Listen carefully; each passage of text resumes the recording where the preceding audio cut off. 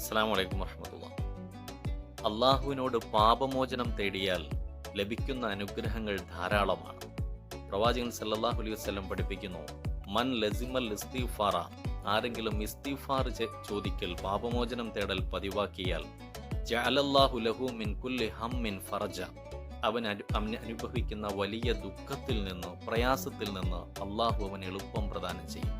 ഒമിൻ കുല്ലി ലീക്കിൻ മഖ്റജ, അവൻ അഭിമുഖീകരിച്ചു കൊണ്ടിരിക്കുന്ന ഞെരുക്കങ്ങളിൽ നിന്ന് പുതിയ പുതിയ കവാടങ്ങൾ അള്ളാഹു അവന് തുറന്നു കൊടുക്കും.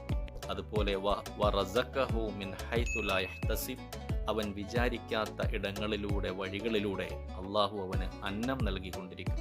പ്രിയമുള്ളവരെ, വളരെ പ്രധാനപ്പെട്ട 3 അനുഗ്രഹങ്ങൾ നമുക്ക് ലഭിക്കാൻ പാപമോചനം തേടൽ കാരണമാകുന്നു എന്ന് പ്രവാചകൻ സല്ലല്ലാഹു അലൈഹി വസല്ലം പഠിപ്പിക്കുകയാണ്. മനസ്സറിഞ്ഞ് അള്ളാഹുവിൻ്റെ മുമ്പിൽ നിഷ്കളങ്കമായി നാം നടത്തുന്ന പശ്ചാത്താപമാണ്, അസ്തഗ്ഫിറുല്ലാഹ് എന്ന പാപമോചനം തേടലാണ് ഈ അനുഗ്രഹങ്ങൾക്ക് കാരണം എന്ന് നാം മനസ്സിലാക്കി.